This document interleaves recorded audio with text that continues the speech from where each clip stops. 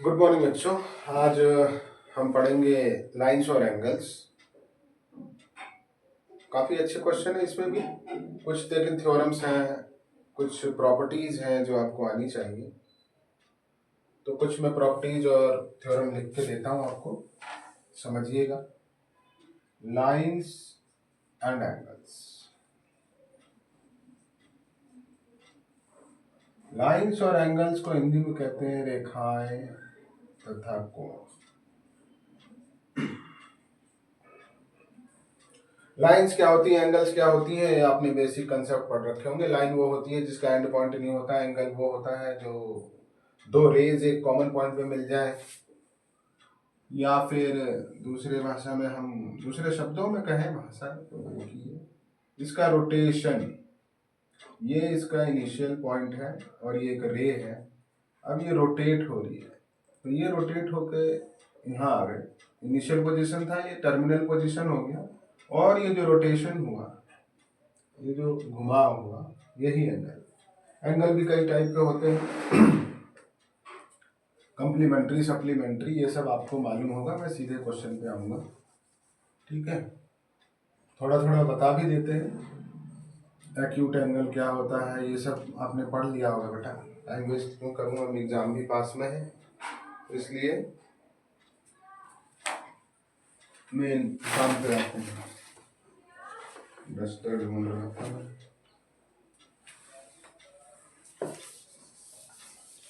चलिए, सबसे पहले समझिए बेटा, लीनियर पेयर क्या होता है।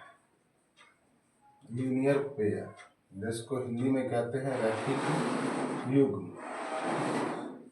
लीनियर पेयर क्या होता है? एडजेसेंट एंगल समझा होगा आपने। ये एडजेसेंट एंगल वो होता है जिसमें दो एंगल, जिसमें एक आर्म कॉमन हो। ये इसमें देखिए, O A is common to both angles.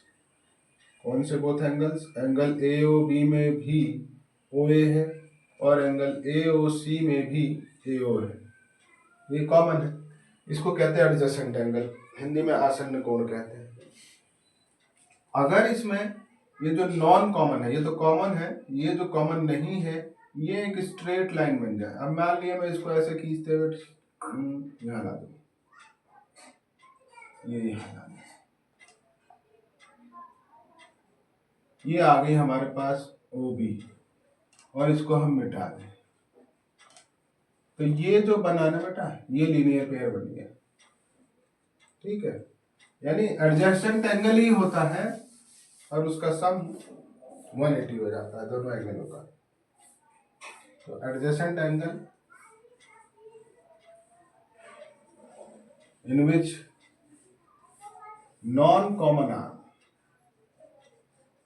non-common arm makes straight line with another non-common arm.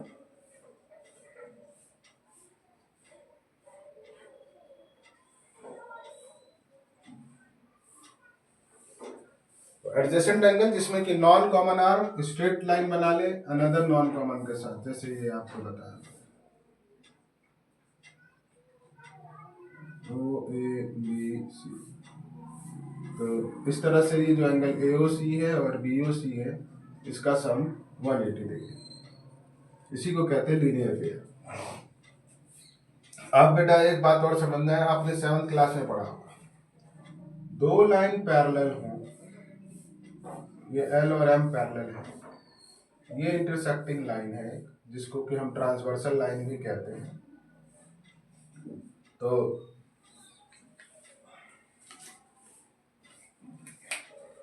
L parallel M है, यहाँ पे एल पैरेलल एम है, एल पैरेलल एम है, एंड पी क्यू भी है ट्रांसवर्सल लाइन।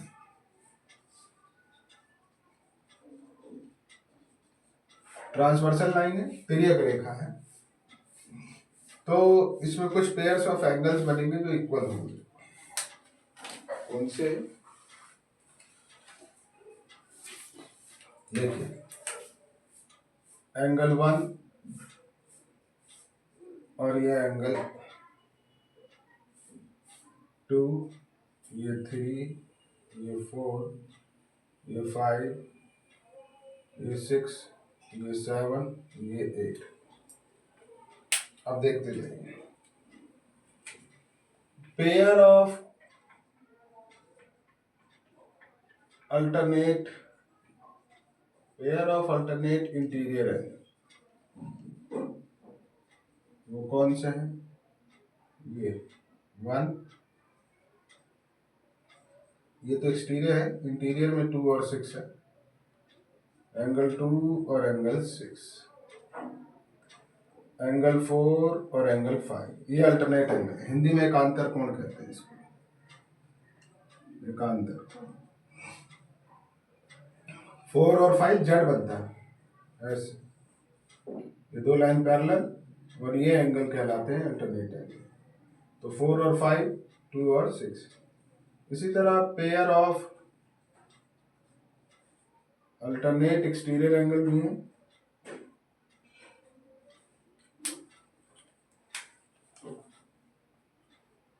दूसरा है pair of alternate exterior angle.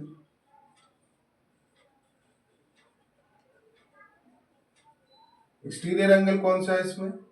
1 और 7, 3 और 8, ठीक है बेटा।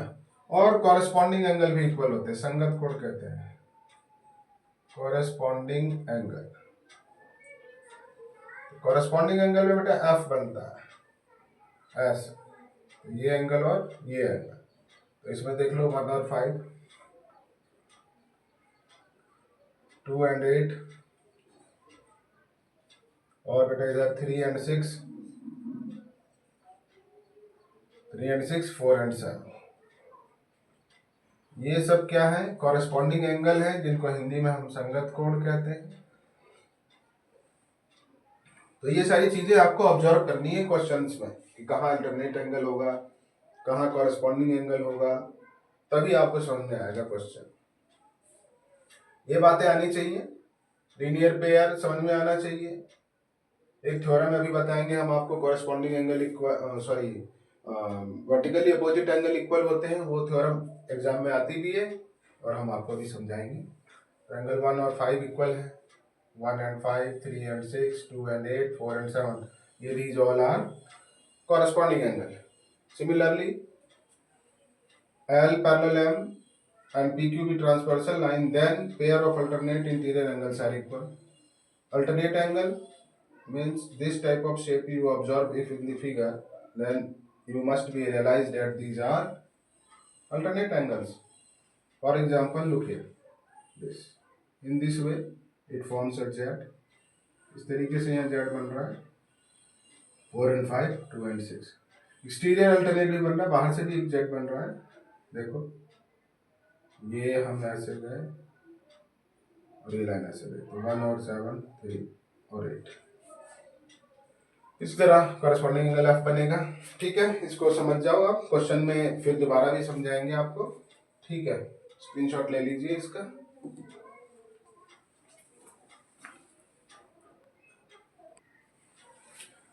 देखो बेटा एक थ्योरम है, if two lines intersect then vertically opposite angles are equal. Two line intersect मतलब ये दो लाइन है, ये इंटरसेक्ट हो रही है, ये दो लाइंस हैं इंटरसेक्ट हो रही हैं, ए है, ये ओ है, ये बी है, और ये आपका सी है और ये डी है। दोनों ऊपर इंटरसेक्ट हो रही है। तो गिवन में आपको लिखना होगा कि टू लाइंस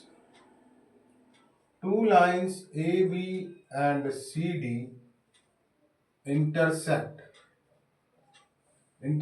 at O। दो रेखाएं ए बी और सी डी ओ पर प्रतिच्छेद हो रही है। हिंदी में अगर हम बोले तो हमारे हिंदी मीडियम के बच्चे भी कुछ समझ जाएंगे।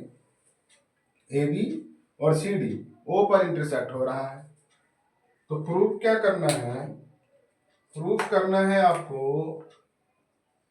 टू प्रूफ, सिद्ध करना है। क्या सिद्ध करना है?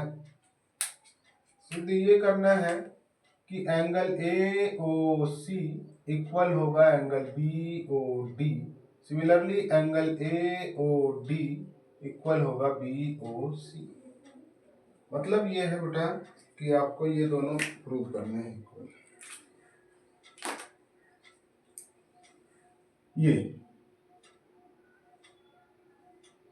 ये प्रूव करना है एक तो, और एक ये प्रूव करना है इक्वल। ये वाली ए ओ डी बी ओ सी, ए ओ सी और बी ओ डी, ये आपको प्रूव करना है। ठीक है, तो इसके लिए क्या करेंगे? कुछ नहीं, लीनियर पेयर का इस्तेमाल करेंगे। देखो angle A O C plus angle B O C 180 होगा। देखो ए ओ सी बी ओ सी एक स्ट्रेट लाइन पे तो है, ए ओ सी बी ओ सी एक स्ट्रेट लाइन पे तो है, तो इस एंगल और इस एंगल का सम 180।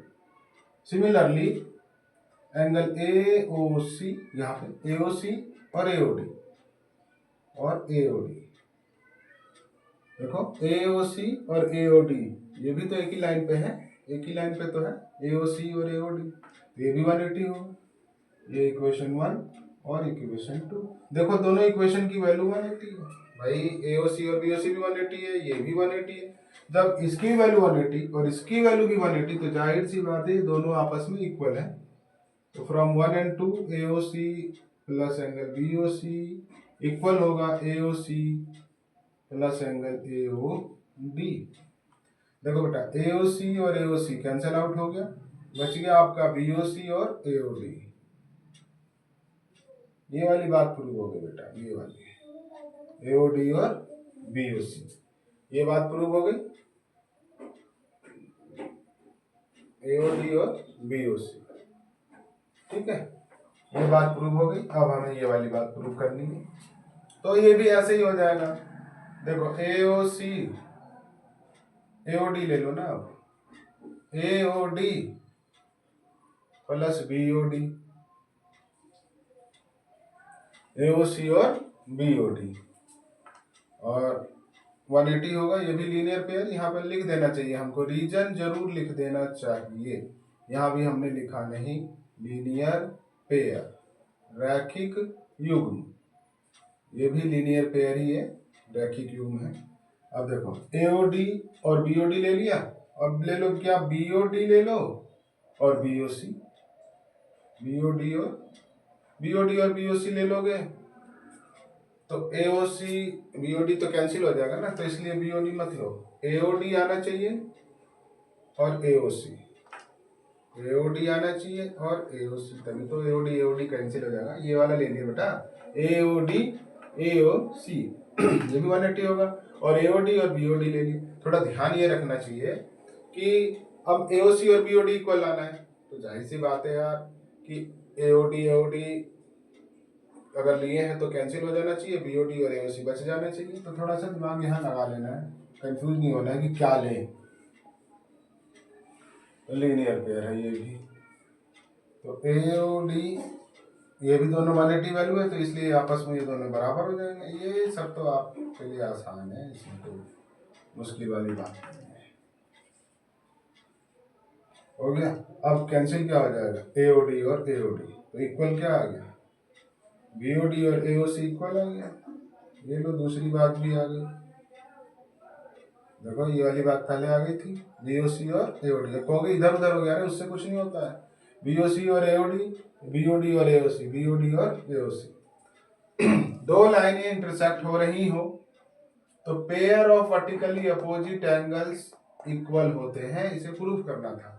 हमने लिया पहले एओसी और बीओसी, एक ही लाइन पे था इसलिए 180। सिमिलरली लिया एओसी और एओडी 180, दोनों की वैल्यू 180 थी इसलिए इक्वल कर दिए, और ये इक्वल हो गया आपस में, एओसी कैंसिल हो गया, एओसी ये बच गया। इसी तरह से हमने लिया एओडी और बीओडी, फिर एओसी और एओडी इसलिए लिया ताकि एओडी कैंसिल हो जाए, एओडी बीओडी, फिर एओसी और एओडी, जिससे एओडी कैंसिल हो गया, प्रूव हो गया बेटा ये। ठीक है, अब क्वेश्चन लेंगे, अब क्वेश्चन इसमें करेंगे।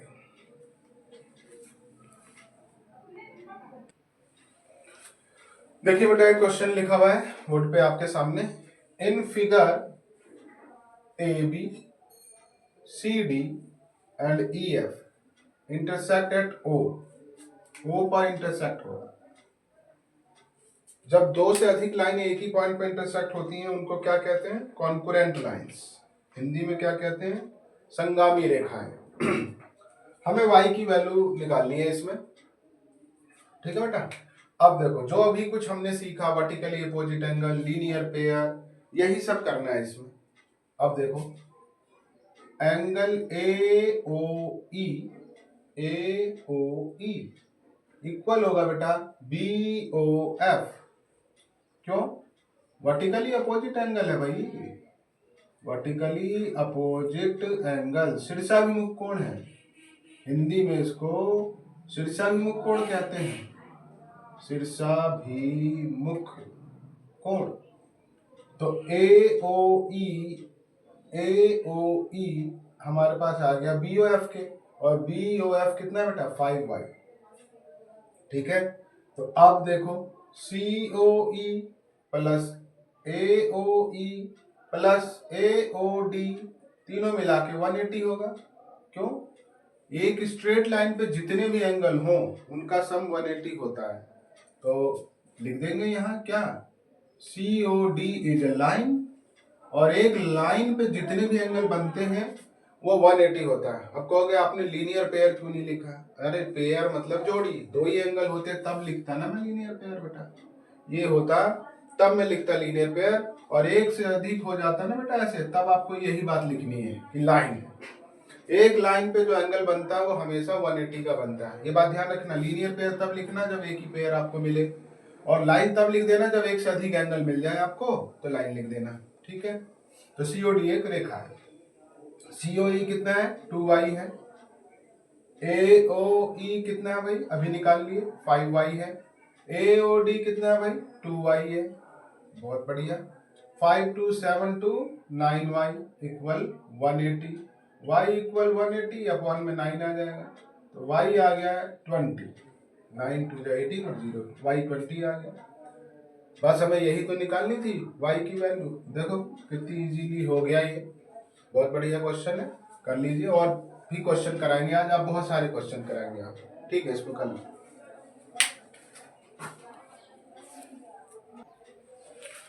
क्वेश्चन देखते हैं बेटा। ये P Q R S intersect at O and POT 60 degree है, ये टी है, पीओटी। तो हमें फाइंड करना है एबीसी। अब देखो बेटा ये 60 है। अब ये देखो ये एक लाइन है ना, ये एक लाइन है ना, तो ये और ये तीनों एंगल मिलके 180 होंगे। अभी पिछले क्वेश्चन में बताया आपको कि एक ही लाइन पे जितने भी एंगल बन जाए उनका सम 180 होता है। तो 4b प्लस 60 प्लस b, ये तीनों एक ही लाइन पे हैं, इसलिए इनका सम 180 होगा। आप यहाँ लिख सकते हो ROS बी लाइन, इसलिए 4b और 1b कितना हो गया? 5b, और ये 60 हो गया। 5b इक्वल 180 माइनस 60, तो 5b हो गया 120, b इक्वल 120 अपॉन में 5 5 2 10 5 4 20, तो b आ गया हमारे पास 24। और हमें ए बी निकालना है। तो देखो ये देखो ROP और QOS वर्टिकली अपोजिट एंगल है। ROP इक्वल QOS क्या है? ये vertically opposite angle, vertically opposite angle. तो ROP 4b है और QOS A है। B ऑलरेडी मैं निकाल चुका, ये देखो 24 लिख दो यहाँ पे, तो 24 4 जा 96, A आ गया आपके पास। अब C निकालना, C निकालने के बहुत सारे तरीके हैं। 60 plus B equal 2C vertically opposite angle, A plus 2C 180 linear pair, तो जो भी कर लो आप। A प्लस 2C इक्वल 180, क्यों? क्योंकि ये जो ROQ है एंड QOS है, ये क्या है? लीनियर पेयर बना रहे हैं, form linear pair, form linear pair, linear pair बना रहे हैं, इसलिए इनका सम 180 है। ए हमें मालूम है क्या? ए हमें पता है, हाँ पता है, कहाँ पता है? अभी तो निकाले हैं 96। ए आ गया 96, 2C इक्वल 180, 2C इक्वल 180, ये प्लस 96 उधर जाएगा, 10 में से 6 जाएगा 4, 17 में से 9 गया 8, C इक्वल 2 4 जा 8, 2 2 जा 4, C आ गया 42। तो वैल्यूज आ गई हमारे पास, A 96 डिग्री आ गया, B 24 डिग्री आ गया, और C हमारे पास 42 डिग्री आ गया। ये और आपका क्वेश्चन सॉल्व हो गया। ठीक है, और भी क्वेश्चन कराएंगे, देख रहे हैं वीडियो ज़्यादा लंबी हो जाएगी तो नेक्स्ट वीडियो में डालेंगे, सारी थ्योरम सारे क्वेश्चन कराएंगे, थोड़ा समय लगेगा लेकिन कराएंगे, एग्जाम से पहले करा देंगे बेटा सब।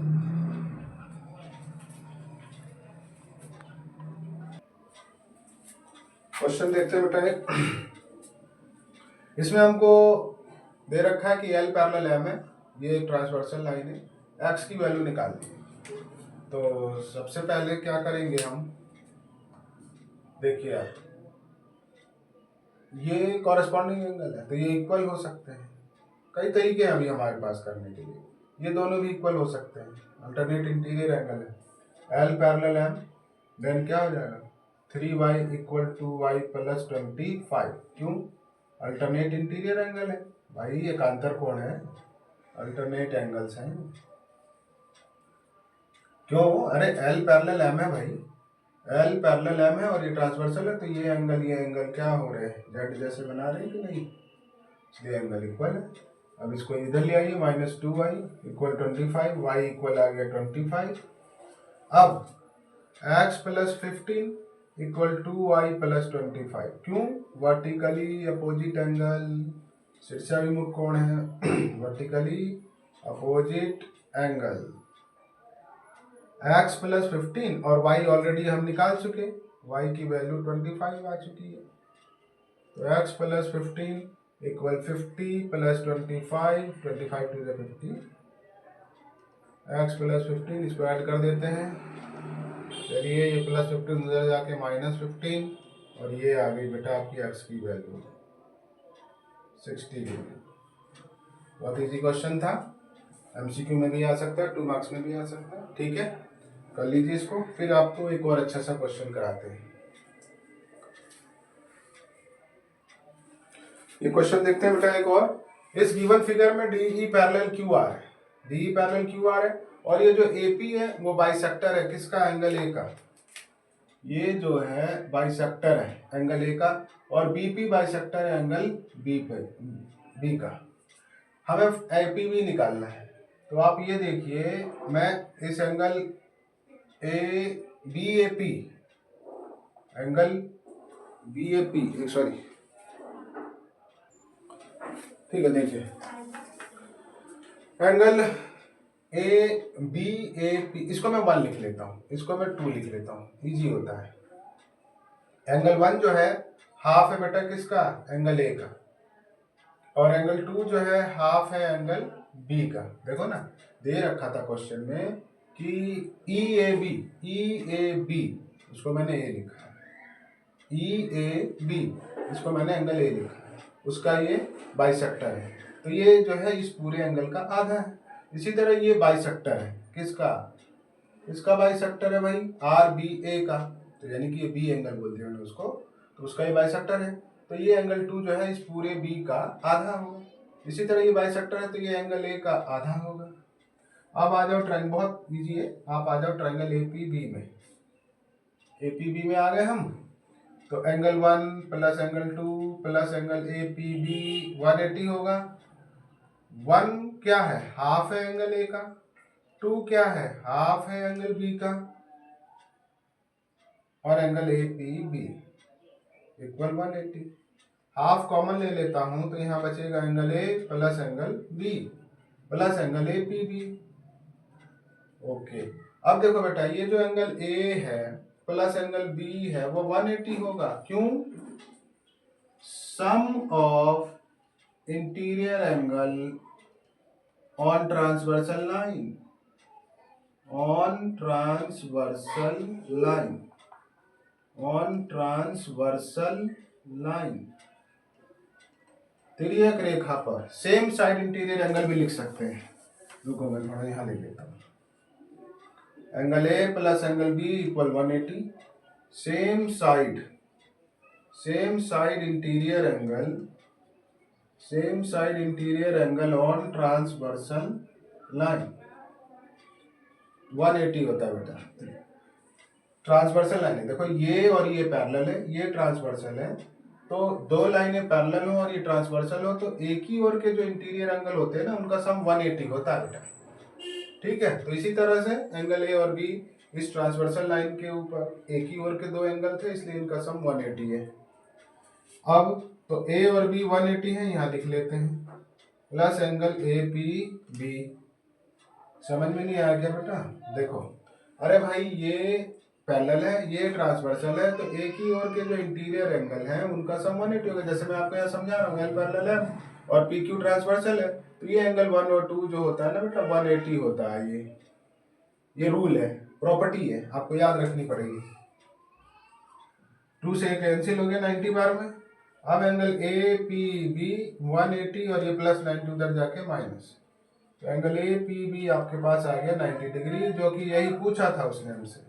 ठीक है बेटा, कर लो इसको। नेक्स्ट वीडियो बनाएंगे उसमें और क्वेश्चन डालेंगे।